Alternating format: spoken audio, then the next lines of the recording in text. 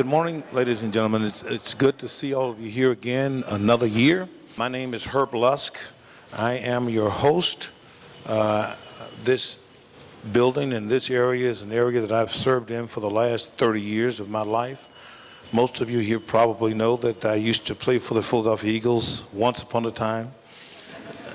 You will remember what's going on in the NFL with Tebow and things that he does in the end zone and all the hoopla about that. Tebow happens to be my son.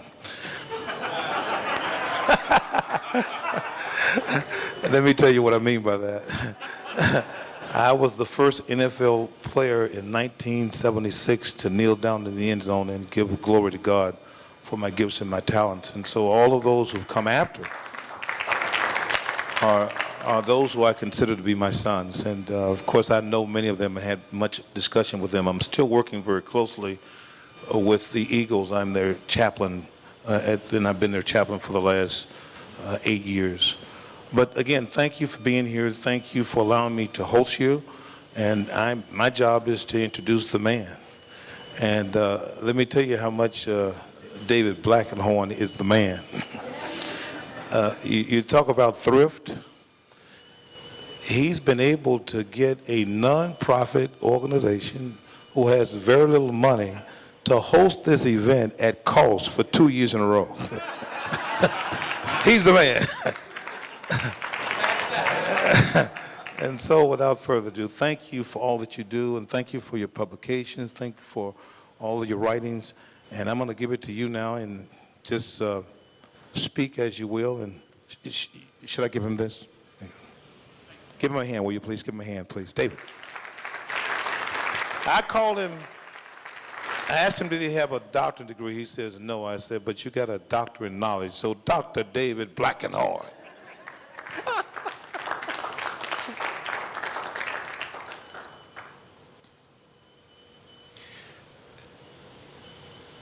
There's nothing more powerful than an idea. If you have an idea that has some integrity and some truth to it, you have something that's strong.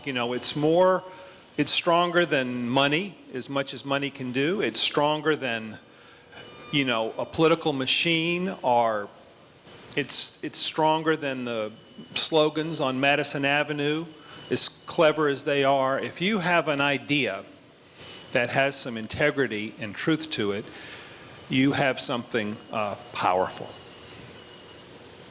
And so this morning, this bright winter morning on January the 18th, we're meeting in this wonderful place, this place of service and hope. We're meeting here for the second year. We're meeting here to talk about an idea. And it's very unusual, because usually when people meet, well, they have a building to build, or they work for the same company and they want to sell a product in the marketplace, or they live in the same apartment and they have some concerns they want to discuss as neighbors, or they have some, I guess you might say, very concrete reason for coming together. But stronger than concrete, I'll say, is the power of an idea. And we're here, it's a blessing, really. It's a nice time. Think about this a moment. We're here to talk about the relevance of an idea. Relevance in terms of the meaning it can have in our lives and the lives of our communities. So it's great. And I want to thank Pastor Lusk for hosting us again. And he was a hard bargainer, but we had a thrift thing. The People for People team has just been wonderful, and so I really am very grateful to you, Pastor, and your whole team for hosting us in this wonderful way. And all the people whose names and organizations are listed over there, our wonderful friends from the YMCA and the Templeton Foundation, many others. Thank you all for making this day possible, all the hard work that you put into it. So the plan is to have a lot of time for discussion and exchange of ideas and information. We'll have a presentation about a couple of new publications in your packet. Then we're going to have some panelists talk about how Philadelphia as a city can move in a more thrift ethic direction. And then we're going to have a lunch with some good speaking and conversation. So that's the plan of the day. And then, so I'm going to hand it over now to two wonderful friends and colleagues of mine who have done wonderful, in Bill Maddox. I'm sorry, Bill, I meant to say thank you for coming up here from Florida. They've started a wonderful thrift project in Florida now, and so go find Bill. He's a guy that talks like me, like a Southerner, and easy to find. Ask him about what he's doing in Florida, and but I'm going to turn it over now to two wonderful colleagues.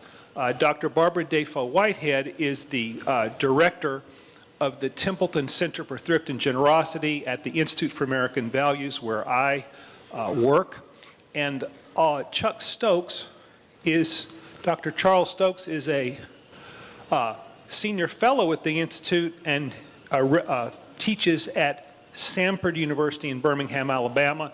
And they've done a lot of the research and writing on the thrift and want to tell you a little bit about some of their work. And I think, Barbara, you're up first.